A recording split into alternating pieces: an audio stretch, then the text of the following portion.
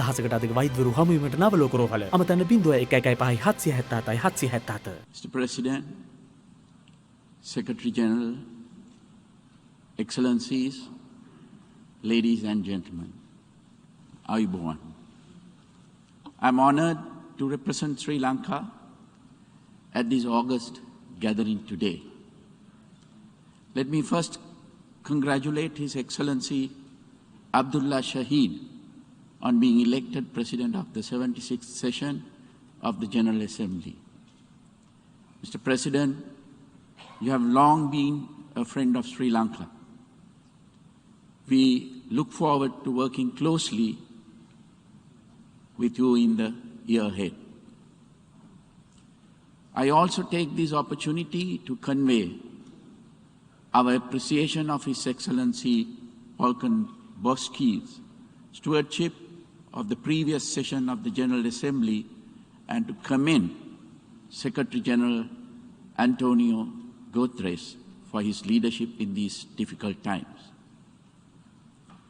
Mr. President, the COVID-19 pandemic has had a devastating impact on humanity. I sympathize deeply with all who have lost their loved ones during the pandemic. I thank frontline healthcare and essential workers around the world for their dedication and commend the World Health Organization for its crisis response. I also greatly appreciate the rapid advances made by the scientific and medical communities in devising vaccines and treatment protocols to combat the virus.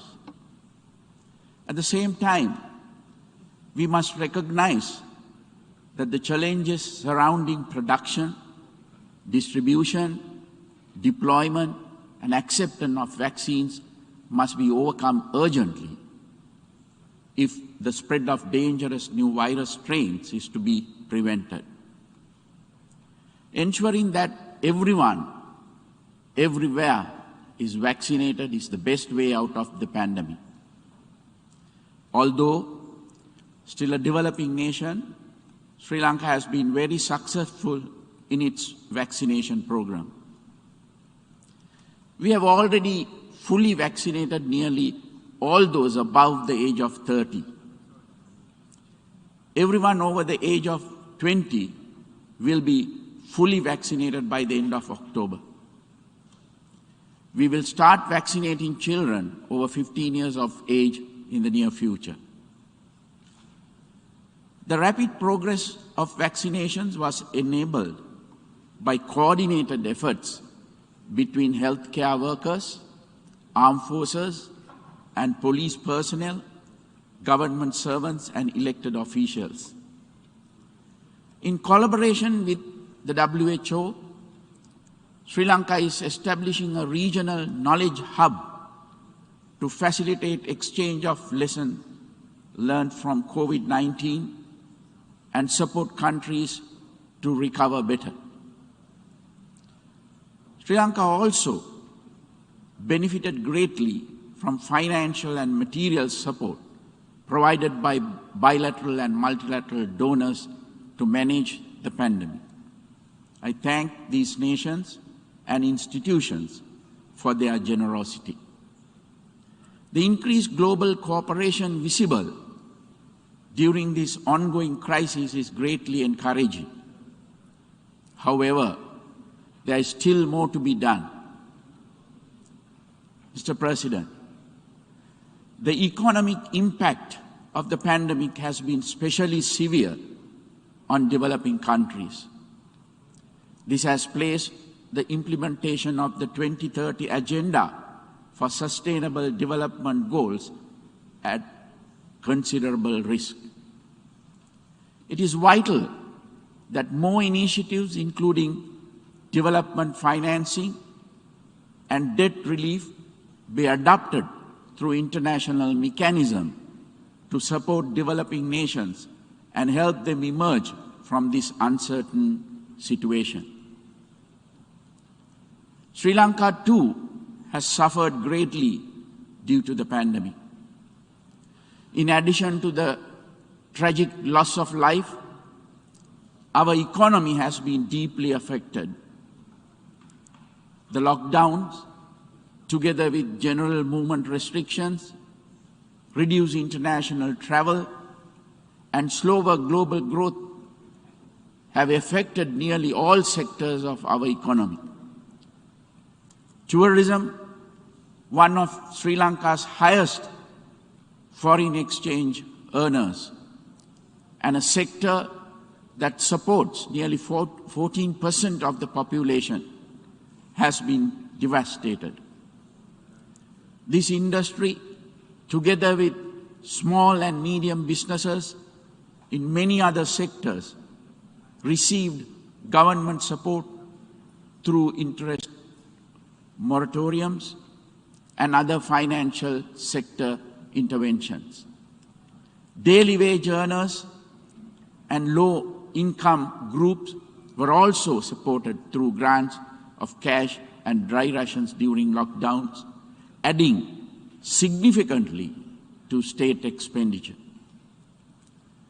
In addition to their immediate impact, these economic repercussions of the pandemic have limited the fiscal space available to implement our development programs. Mr. President, as devastating as the consequences of the pandemic have been to humanity, the world faces the even greater challenge of climate change in the decades to come. As emphasized in the recent report by the Intergovernmental Panel on Climate Change, the unprecedented effect of human activity on the health of the planet is deeply worrying. Addressing the grave threats posed by climate change and the loss of biodiversity requires decisive and urgent multilateral action. As a climate-vulnerable country, Sri Lanka is deeply aware of the dangers of climate change. Sri Lanka's philosophical heritage, deeply rooted in Lord Buddha's teachings, also emphasizes the vitality of preserving environmental integrity. It is in this context that Sri Lanka is a Commonwealth Blue Charter champion and leads the action group on mangrove restoration. Through the adoption of the Colombo Declaration on Sustainable Nitrogen Management, which seeks to have nitrogen waste by 2030, Sri Lanka has also contributed to global efforts to reduce environmental pollution. Having participated virtually in the pre-summit held in April, I trust that the United Nations Food Summit later this month will result in actionable outcomes to promote healthier, more sustainable and equitable food system globally. Such outcomes will be crucial to human health as well as to the health of our planet. Sustainability is a cornerstone of Sri Lanka's national policy framework. Because of its impact on soil fertility, biodiversity, waterways and health, my government completely banned the use of chemical fertilizers, pesticides and weedicides earlier this year. Production and adoption of organic fertilizer as well as investments into organic agriculture are being incentivized. I appreciate the encouragement received from many global institutions and nations for our efforts to create a more sustainable agriculture in Sri Lanka. The conservation of our environment is one of our key national prioritize. We aim to increase forest cover significantly in the coming decades. We are also working to clean and restore over 100 rivers countrywide and to combat river and maritime pollution. We have also banned single-use plastics to support ecological conservation. Sri Lanka recognizes the urgent need to reduce use of fossil fuels and support decarbonization. Our energy policy seeks to increase the contribution of renewable sources such as solar, wind, and hydropower to 70% of our national energy needs by 2030. Mr. President, Sri Lanka welcomes the support of the international community as it engages in the task of reviving its economy and carrying out its national development program. We intend to make full use of geostrategic location and our robust institutions, strong social infrastructure, and skilled workforce to attract investment and broaden trade relationships. My government is focusing on extensive legal, regulatory, administrative, and educational reforms to facilitate this and to deliver prosperity to all our people. Sri Lanka has enjoyed universal adult franchise since pre-independence. The democratic tradition is an integral part of our way of life. My election in 2019 and the parliamentary elections in 2020 saw Sri Lankan voters grant an emphatic mandate to my government to build a prosperous and stable country and uphold national security and sovereignty. In 2019, Sri Lanka experienced the devastation wrought by extremist religious terrorists in the Easter Sunday attacks. Before that, until 2009, it had suffered from a separatist terrorist war for 30 years. Terrorism is a global challenge that requires international cooperation, especially on matters such as intelligence sharing, if it is to be overcome. Violence robbed Sri Lanka of thousands of lives and decades of prosperity in the past half-century. My government is committed to ensuring that such violence never takes place in Sri Lanka again. We are therefore acting to address the core issues behind it,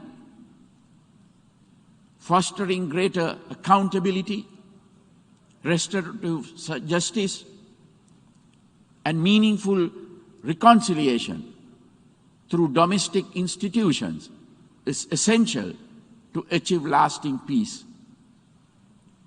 So too is ensuring more equitable participation in the fruits of economic development. It is my government's firm intention to build a prosperous, stable, and secure future for all Sri Lankans, regardless of ethnicity, religion, or gender. We are ready to engage with all domestic stakeholders and to obtain the support of our international partners and the United Nations in this process. However, history has shown that lasting results can only be achieved through homegrown institutions reflecting the aspirations of the people. Sri Lanka's parliament, judiciary, and its range of independent statutory bodies should have unrestricted scope to exercise their functions and responsibilities. Mr. President, Excellencies, distinguished delegates, if, in keeping with the theme of our general debate today, we are to truly build resilience through hope, we must all strive towards the common good. It is the role of the United Nations to facilitate this by treating all sovereign states, irrespective of size or strength, equitably and with due respect for their institutions and their heritage. I request the United Nations and the international community to ensure the protection of the Buddhist heritage of Afghanistan. I call on the member states of this August Assembly to work together in a spirit of true cooperation, generosity, goodwill, and mutual respect to foster a better and more sustainable future for all humanity. Thank you.